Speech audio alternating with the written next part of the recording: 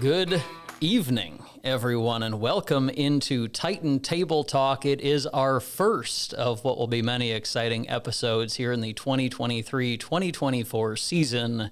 We'll be joined today by head women's volleyball coach Kim Nelson-Brown, head men's soccer coach Kyle Schauls, and head football coach Norm Eash.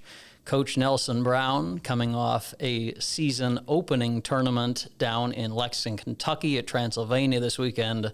One of the hallmarks of Titan volleyball in recent years has been pretty much going after the craziest non-conference schedule you can find. Certainly the case this past weekend. 3 teams ranked in the top 11, Transylvania, Barry, and Calvin. How did you feel like the Titans stacked up this weekend? You know, despite going 0-3, I think so many people are asking, are you okay? And I'm like, I am. There was a lot of positive things that came out of that weekend. Numerous times we had 3 or possibly 4 freshmen on the floor. And I truly believe for us to understand the caliber of play we need to play at on a consistent level, we have to see those teams. There's a massy rankings out there, and after the first weekend, we have the toughest schedule in Division III played.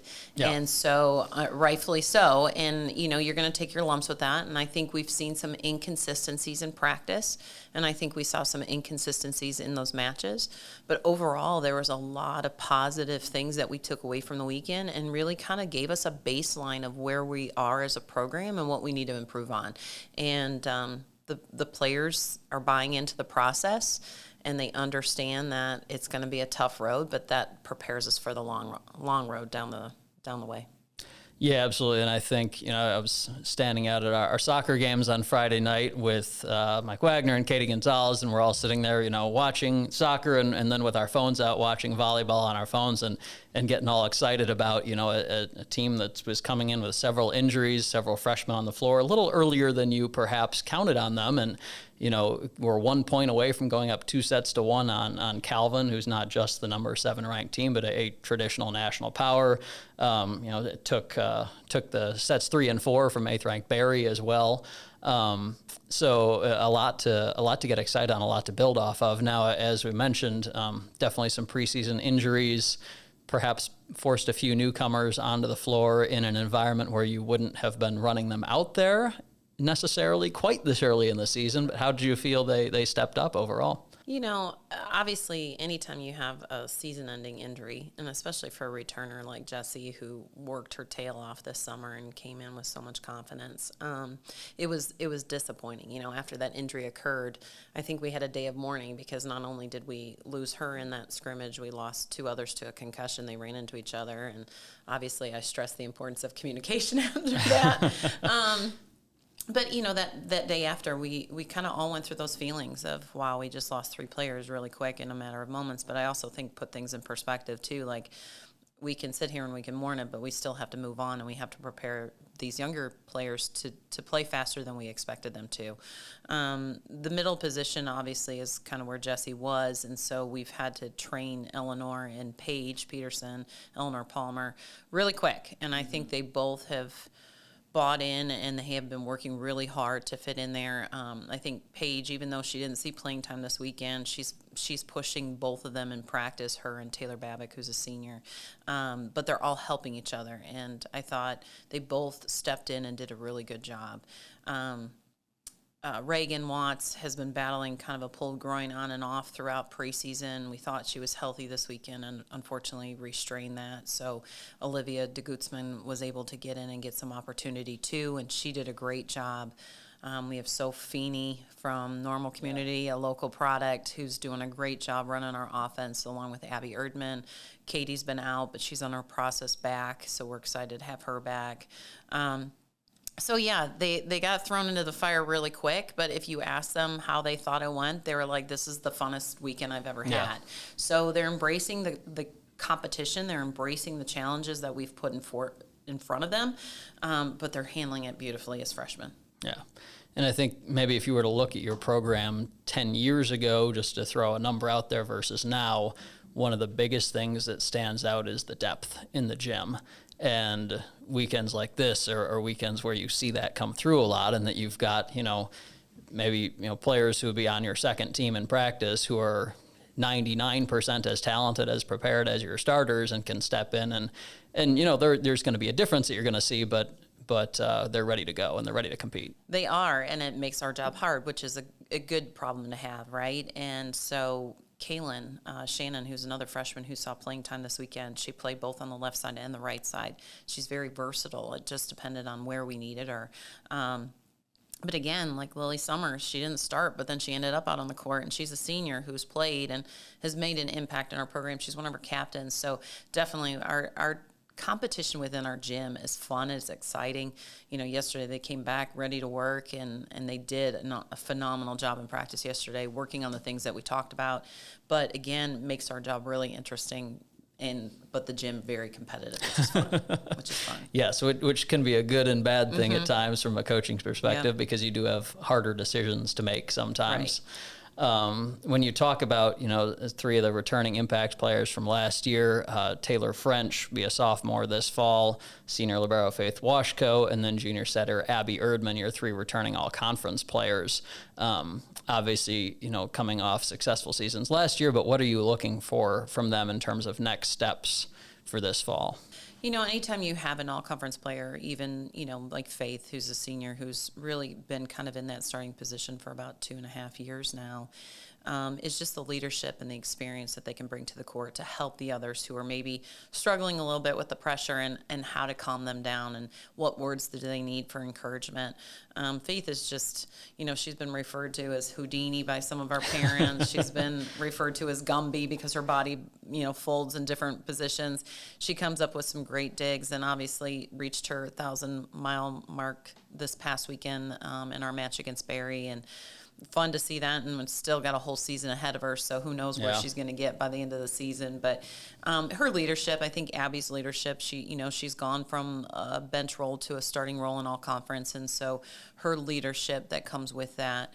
And then Taylor French, obviously she's a heavy arm, but the big thing with Taylor is just trying to keep her healthy because she does get a lot of swing. She's out there all 6 rotations. She's passing for us, so for her experience, but I think also she's still looking for some of those older players to still help her with the guidance because she is a sophomore. Yeah. And so there's, I think every year you're a coach, you understand every year, I think brings its own set of obstacles from an academic side of things, from a school side of things. And so I think they're all going through those different stages, but they're helping each other through it. Yeah. And I did want to talk for a minute about Faith. Just because, obviously, reaching the 1,000 dig mark this weekend, I believe 20th place in program history is 1,022 right now, so she'll be well up on that list, assuming, health and what you can normally expect out of a season. Knock on all the wood we can find in here. Yeah.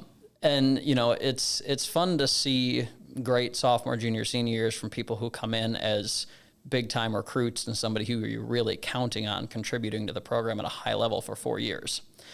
It's really fun to see it when it's coming from somebody who was perhaps more of a soccer player in high school, not somebody you were looking at, as a junior, senior in high school, coming out of Springfield as being, this is going to be my starting libero for 3 years and a huge impact player. Can we talk a little bit about just Faith's growth on and off the court as a player and how much she's meant to this program? Yeah. It's funny because one of the biggest phases, that we try to get our freshmen to understand is we need to hear their voice. Like, they're so quiet, and Faith was one of those ones. And, first of all, I'll back up to high school. Her high school coach, Sandy Hamilton, was a friend of mine. We played post-collegiately together. She went to Illinois, me and Illinois State, so we played post-collegiately together, and she's been coaching at Sacred Heart Griffin, and she came to me and she's like, you're going to love this kid. You got to love this kid. She wanted to play soccer, but she's changed her mind. She wants to do volleyball. It was kind of late in the recruiting process. So, we saw her play and we're like, yeah, she can come in. We'll have to train her a little bit in certain areas, but she can come in. I think she'd be athletic. She's very athletic. Mm-hmm. Little did I know, because the match that we saw was nothing of who Faith is. And so when she comes in and we get her in the gym and watching her come up with some of the plays, we're like, holy cow, who is this kid, right? And I think as she learned to find her voice and as she got comfortable within our program, even it was April of her freshman year, she came in our office and started talking to Tyler and I. And at one point, I finally said, Faith, you need to leave. I have work to do. She was in there for over an hour.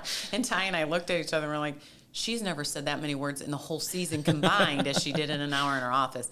So she finally found her comfort zone, and she became more relaxed, and it kind of fell into the player that she was, but we hadn't really truly seen before that. And that's why she can kick some balls. That's why she comes up with, she just has great reflexes. And so, some of the things she can do, and the speed that she has, she's able to run down a lot of things too. Oh yeah, it's been she's fun to watch. That's for sure. She's definitely fun to watch. Absolutely. So kind of flipping the switch on to the next weekend of action at home, opening things up in the Shirk Center this weekend with the first home tournament of the year.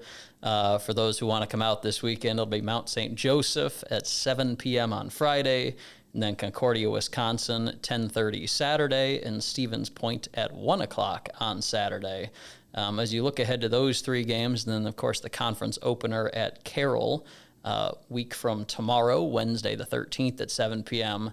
Anything in particular you're looking to see this weekend on the court coming out of what we saw last weekend in the opener? Yeah, obviously we came back from this weekend and really focused on some of the things that we need to improve on. And so I'd love to see us take that step. We talk about 1% better every day, and really taking every day's practices of what we've learned and what we've covered and what we've improved on and carrying it to the next day. So really going into this weekend, Mount St. Joe went 3-0 this weekend. We lost to them last year in 5, and this weekend, season opener, I still remember that one. It was a close match. As do I. And UW Stevens Point, I think we went 4 with them up at their place last year. They have a really strong team coming back. I think they went 3-0 this weekend, or 2-1, something like that. And then Concordia, Wisconsin, a great program also. And so we have 3 tough matches. I would love to see us play consistently through those 3 matches, and not have the highs and lows. You're going to have those ups and down moments in volleyball. It's a momentum sport. It's making sure we stop it before it becomes a valley, and really try to keep it within that same range of plateau. Highs and lows only drop so much and go up so much, but trying to play that consistent play from start to finish. Absolutely. Well, good luck to you this weekend. Good luck next week heading up to Carroll to start the CCIW season. Thanks to Kim Nelson-Brown for joining us on the first episode of Titan Table Talk. Thanks for having me. We'll step aside for a few minutes and be back with Titan men's head soccer coach Kyle Schauls. Berg drives one in the air to center field. This is down for a base hit. The Titans are going to win the ball game. Ethan Berg walks it off, and the Titans storm all the way back with 9 runs in their last 2 innings. They win it tonight, 13-12.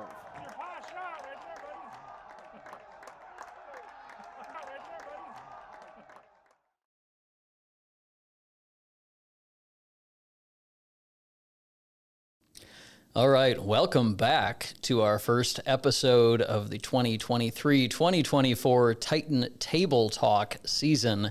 We're here with men's soccer coach Kyle Schauls. Kyle, how are we doing today? I'm doing pretty good today. How are you? I'm great. Thanks for joining us. As we were just talking about before going on air, you are already beginning your 10th season here as head coach of the Titans, and possibly your biggest season opening win of your career last Friday? Yeah, I think, most coaches and teams that know us around the league and around the region, understand that we typically get better as the season goes on, and nobody wants to play us in October, but definitely a great start to the year. WashU's always a really strong team. I think I found out later it was actually the program's first win over WashU, which it's pretty cool for the guys. They've always had a strong side, and Coach Clark's always got a really good team. But I think this was the most prepared that we've been going into a season, which had a lot to do with just being more ready tactically. And the guys came in super fit and ready for the year, and that's helped us get out to a good start. Yeah, we talked about that a little bit when I just ran into you on Saturday after the win. And I was going to ask you kind of what did you attribute that to? I mean, obviously, the 1-0 victory over the Bears on Friday night, allowing just 2 shots on goal the entire game. You got the 63rd minute goal from a freshman, Fahim Mujahid, and then we're able to shut down the WashU side the rest of the way. Was there anything in training leading up to that game that really stood out to you that said, hey, we're a lot more ready to go than we have been in past years at the end of August? Yeah, I think part of it was as a coaching staff, we were just more focused on how we wanted to play, how we wanted to defend, how we wanted to move the ball forward, and even what we wanted to do on set pieces. And we spent a lot more time on that in preseason. Spent a lot more time coaching the guys, and we also have a lot of returners. I know we've played, a significant amount of young players and first-year guys as well. Played big roles on Friday, but if you look through our midfield group, they're all juniors and seniors, with the exception of Kalabi at the right wing back position. But he was, he plays older than he is. So yeah, I think that had a lot to do with it. And the other big part of it is the guys were bought in, really from last January as far as how we wanted to play. They knew fitness was going to be a big part of it. And they definitely did their part over the summer to be ready to go. And that's awesome to see, because that's the one thing, no matter how much you can talk about it as a coach in the spring, it's really on the players, and it's often on the players individually as they're going their separate ways over the summer.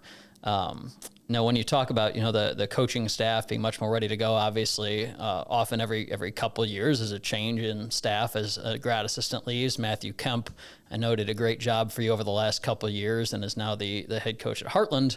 But when you look at bringing in an assistant coach who has as much experience as Chad Jones does as a former Titan assistant and then former head coach at Milliken, how much has having that level of experience on your staff helped you and helped the players prepare for the season? It's been amazing. I've been really fortunate with all my graduate assistant coaches that they were really, better than the position, if that makes sense. They were top assistants. They worked the job as if they were full-time assistants. I think, and they've all continued to go on to do great things in their own respect. But I think, having Chad jump in, we were really fortunate in terms of timing. I was really disappointed that Coach Kemp left, but it was the right position for him. Yeah. But then to have Coach Jones, after taking some time off from the game, wanting to get back in at just the right time for us, and the position to open, and he sent me a text and said he was interested, and I said that made me really excited. So, because even when he was at Milliken, we always had a good relationship. Yeah. And I was always impressed with how blue collar and hardworking his teams were, and I felt like that was one thing that we could use a little bit more of in our program. And I think between how he coaches the guys and how he connects with them, and also just the example that he sets. He is a grinder, in himself, and the way he sets that example for our guys and what he does for them, I think the guys really appreciate it, and they feel almost like they owe it to him just to work their tails off as well. So I think he's been fantastic. He knows the game really well. He understands how we want to play and how he can coach the guys with that too. Awesome. Obviously, as you were working through those couple weeks of preseason training, faced a little bit more unusual circumstances, and sometimes when you're an outdoor sport that's practicing in the middle of August in one of the most stark heat waves we've had here in central Illinois in a while, obviously you had to adapt your training schedule quite a bit to make sure you guys weren't out there in the middle of the day in 117-degree heat indexes. How did you feel that you fared overall having to make those modifications on the fly? Yeah, our athletic training staff did a really good job communicating what our restrictions would be based on, what to expect as far as what our restrictions would be in terms of, how long we could train and how long the breaks had to be and that sort of thing. We decided to move our training sessions to later at night, to pretty much wait until the sun was down, and then it was still hot and we were still under restrictions at that point. So we were going later, we were going like 8 to 9:30, 8 to 10. For our training sessions, but we were fortunate the classes hadn't started yet, and so we were able to take care of the guys and get the training in that we needed. And everybody else was dealing with the same thing too. Right. And so for us, we didn't feel like we were behind in comparison to others, and it actually allowed us to do more things off the field during the day. Yeah. You know, and we had said to our guys that more important than anything we do on the field is just the time that they spend together off the field, either in structured team activities or just downtime where they're hanging out in their dorm rooms and or the soccer house off campus. That time's just as important. So we got to go over some tactical things and some film stuff, but even just like we went rock climbing Nice. or we went bouldering. Here in town, we did some putt golfing. We went out to Blow No Pizza Co. We've done a bunch of stuff, and then the guys I know did a bunch of stuff on their own too. But yeah, I think that time, it pays off when you're in tough moments in the game, and every game's got tough moments. So that, I think that was big for us too. Well, and there's few sports that are more heavily team oriented than soccer. And when you can walk in on, September 1st opener, knowing that, as much as, you've only been on campus together as a team for a couple weeks, you're maybe a little bit ahead of bonding and culture wise where you sometimes are in a season. It can't do anything but help you. Yeah, for sure. So I know as we look forward to the next week here, as coaches, we don't usually like to talk a lot about individual accomplishments, but do want to give you a shout out for your final victory last season, made you the all-time winningest coach here at Illinois Wesleyan, 68th win compared to Ryan Lakin's 67. We'll see Ryan Lakin on Wednesday as you travel up to Aurora, beat the Spartans last year 2-1 in Bloomington, lost at their place 2-0 a couple years ago. I realize obviously you didn't, by definition, cross over with Ryan at all, but still, as a longtime Titan coach before you, and how does it feel to kind of be now the one to carry that mantle as the all-time winningest Titan coach? Well, I think Ryan's a great coach. He had his Aurora side in the national tournament last year, finally broke through with them. They've always been close in the NACC, and so for him to break through there, I think was really good for them. It feels good. I guess I don't know that I had any other plans. Like I had always planned on, being a college coach and being with a program for 30 years and then retiring and playing golf. So that was that was sort of my plan all along. But yeah, I think talking about our matchup with Aurora coming up, they're a really good side. They return a lot of attacking players, and they have really good team speed overall. And so I think our defensive style and their offensive style will clash a little bit, and whoever can dictate the pace of the game and the style of the game a bit more will probably end up with better chances. But it's a soccer game; anything can happen. There you go. So. Yes. For those who want to catch the Titans in action out at Nice Field, you'll have to wait one more week, but a week from tonight, Tuesday, September 12th, taking on Greenville at 7 p.m., and then Saturday the 16th, Lake Forest at 3:30 p.m. Kyle, before I let you go, I got to ask the one hard-hitting question that those of us, at least who are watching on YouTube, may be wondering: how long are we letting the mustache grow this fall? As long as my wife lets me. So she said as long as I keep it trimmed around the lips, then I'll be able to keep it. But I'm embodying my inner Ted Lasso. Very nice. Very nice. So this means we can expect a nice beard out of Coach Jones anytime soon? I don't know. You'll have to ask him. Okay. We'll see. Really bring the full Ted Lasso staff vibe. Yeah, okay. For sure. I love it. Well, thank you, Kyle, for joining us. All the best to you guys tomorrow night up at Aurora and next week as you keep the home slate going. Awesome. Thanks, Tommy. No problem. We'll be back momentarily with our final guest of the day, Illinois Wesleyan head football coach Norm Eash. When competition for the best jobs is fierce, how do you set yourself apart? Experience? An education? Yes, but not just any education. At Illinois Wesleyan, we prepare graduates who break through the noise, who run the boardroom, the classroom, the lab, the stage. The best college for jobs in Illinois is right in your own backyard. Reach further, dream bigger, and break through at Illinois Wesleyan University.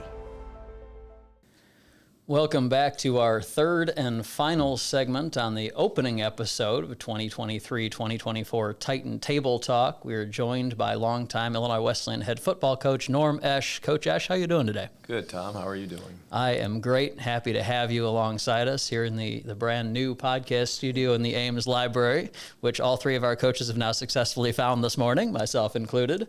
So, Coach, obviously a few days away now from the home opener, season opener against Central this Saturday. Strong team from the American Rivers Conference, 7-3 last year. They opened their season with a 10-point win up at St. Olaf on Saturday. And, of course, coached by Jeff McMartin, a former Titan assistant for you. Excited for this weekend? We're ready to welcome Coach McMartin back? We are excited. It's a long time coming. You know, we've been in camp for a long time, and when you have that your bye week in the first week, it makes for a long, long camp. And we've had two scrimmages. We've scrimmaged Roosevelt University, which is an NAIA school, and Benedictine University, Division III program. So we've had two scrimmages, which really helped us to see where we're at. And then we've had our annual green-white watermelon scrimmage last Thursday night. That's tradition. It kind of signifies the end of camp. So our kids are anxious. I mean, we want to get against a couple other opponents, but those scores you don't keep, you know. Right. This is for keeps. And so we have to prepare for Central. They're a great program. This is an interesting statistic. They are the fourth winningest program in all divisions in NCAA football. Are they really? Yes. I did not know this. It's a well-storied program, a lot of tradition there. They have always been good. They've won numerous conference titles. Used to be the old Iowa Conference, now it's American Rivers Conference. So it's going to be a big test for us. I mean, we're playing a top Division III program in the country. And so we have to play our best. And the added incentive to this game is Jeff McMartin. Jeff, I hired him. This was his first full-time job here at Illinois Wesleyan back in '92. He was at DePaul University, and he was a GA over there. And so, you know, it'll be fun to go against Jeff. And he runs a class program, so I've been very proud of what he's done over there. Yeah, and it's always fun, you know, especially for someone like you who's been in your position for a few decades at this point here at Illinois Wesleyan and has seen so many coordinators move on to be successful head coaches elsewhere. One of those, of course, being Reed Hoskins, who was your offensive coordinator for the past 7 years, and now Aaron Young in his first season as the OC, hired out of Indiana State last semester. How exciting has it been to kind of get to know Aaron and see the work he's done with the offense? Well, I was surprised that I was able to lure Aaron to Illinois Wesleyan. You know, he was at a FCS school, Indiana State. He played at Wyoming. His big thing, you know, he was back up to Josh. Allen. That's an interesting story. And then he transferred to Indiana State, finished playing there, and then stayed on. They were so impressed with him, they kept him on. And he coached the quarterbacks there. He coached the running backs there. And he has a great offensive mind. But he's young and, you know, a little inexperienced, but it's been fun to work with him and his enthusiasm and you know, the things that he wants to change in our offense, which I think will be better for us, is been welcome. So he's anxious for that first game, though, too. Got to get out on the sideline, get a little bit of the jitters out. Well, he'll be up in the press box, so, you know, he won't be as it'll be different in the press box than on the sidelines. But he needs to be up there and kind of in a secluded area and be thinking about, you know, the plays that we're going to be running. Yeah. And one of his projects, of course, working with Jay Lemonager, of course, for various reasons last year, was more of a split quarterback job between Jay and Ryan Sachs. You know, Jay, when he was able to play, did pass for over 1,100 yards, threw for 10 touchdowns. But now with a full year of his development, obviously got to have him in spring ball since he wasn't playing baseball this year. What have you seen from Jay in the preseason so far? Well, it's a little bit different this year. Last year we were competing for that starting position between Sage Schindler and Jay. And Ryan Sachs was kind of in that mix too. And he won the battle and started the first game against Ohio Wesleyan, and in the first series, the seventh play, he was injured. So interesting way to start the season. In the meantime, Sage Schindler decided to leave the team, so that moved Ryan Sachs into the number 2 position, and Ryan had to come in and led us to a victory. Yeah. And so did a great job. And it was kind of like that the whole season where we were operating with 2 quarterbacks. That's no longer the case. Ryan Sachs is now working with the receivers, but he still has that. We still have that option of creating some special packages because he is an ex-quarterback. Might have been my follow-up question there, so glad you got that in there. We have some packages that we're going to utilize his talents, and then Jay was declared really our starter last spring. Mm-hmm. I think Zach Hines is right there with him, and we have a pretty good battle going on for that number 3 spot between Emmett Hagelin and the freshman Dermot Smythe. Mm-hmm. But Jay's our guy, and he's going to be our leader, and I think that's going to help him going in the first game, knowing that he's the person that's going to lead our offense, and he can really throw the ball. He has a strong arm. He understands our offense, and he has a lot of weapons on. We have a lot of weapons on offense, and so it's his job to distinguish, or not distinguish, but disperse the ball to the right people, because we do have playmakers. And that's kind of the fun thing, when you graduate a player the caliber of Charlie Hamilton, not always easy to replace. And you'll miss Charlie out on the field. There's no question about that. But when you're looking at guys like Miles Key, Trey Moore, Kevin Graham at tight end, you've got plenty of guys who, as you said, will be weapons for Jay out there. Our receiving core is very deep. Different type of receivers. You got the taller, bigger receivers that are on the line of scrimmage, and then you have the receivers that are off the line of scrimmage, more flankers and slot players. We have some playmakers there. I would say, number one, you don't replace Charlie Hamilton. Yeah. He had a great year. He led the league in receptions and yards, all conference. He was our go-to guy. He was a captain for us. But we have some players that I think are ready to step up. I would say that Miles Key was right behind him in the conference last year before he suffered the injury and couldn't finish the season. So he's back. Trayvon Moore has really come on. He's a very similar type of receiver as Miles. They're both off the ball. They're smaller receivers, great in the open field, can make people miss, that type of thing.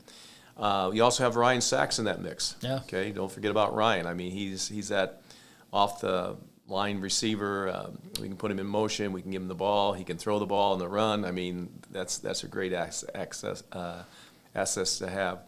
And then we have some bigger receivers. We have 3 receivers that are kind of trying to replace Charlie a little bit as that receiver on the line of scrimmage.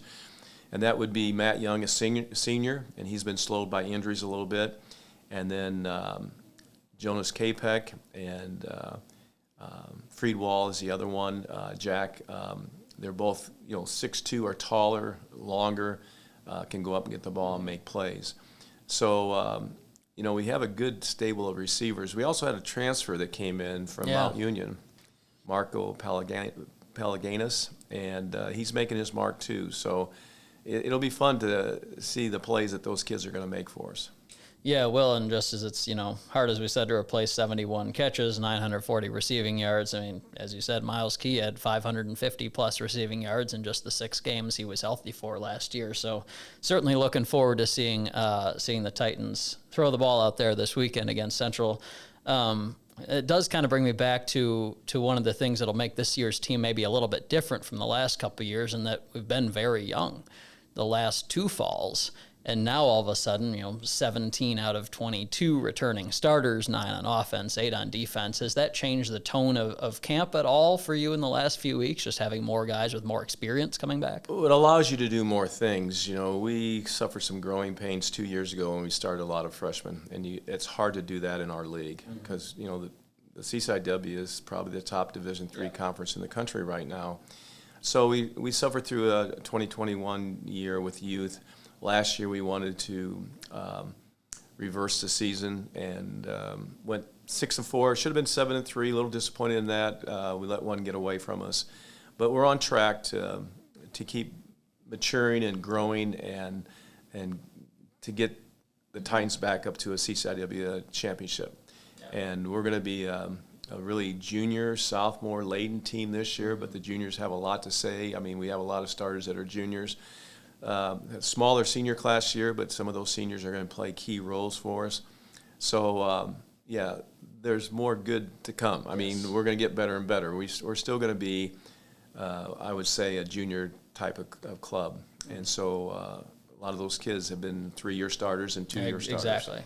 And that's the reality. I mean, in any sport to a degree, but especially at football, where sometimes you have fewer underclassmen starters than some other sports. You can be looking at a junior-laden starting lineup with a lot of guys who are stepping in for the first time. Well, you've got, especially on defense, is a junior-laden starting lineup with guys who are in their third year starting for the Titans, and that's pretty rare. Are there any particular areas on the defense that you want to highlight that have really stood out? Yeah, I think our to you? defensive line is going to be special. We got 3 juniors that have been, 3-year starters almost. Josh Lavacek, of course, is back, and he was all-conference last year. Zach McNeese, Owen Faby. Yeah. Those are 3 juniors that are just dynamic players. And then Joel Bear, one of our captains, is the other defensive tackle. And so it's a really good front.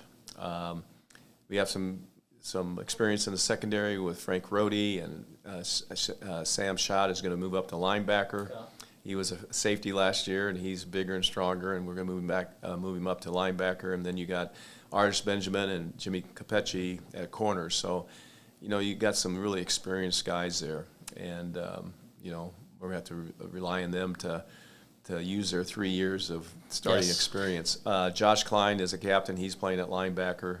That's the other captain, and so he's the other piece of the puzzle. Well, Coach, good luck to you this weekend, taking on Central, and then, of course, beginning the always tough CCW slate immediately after that, diving right into it.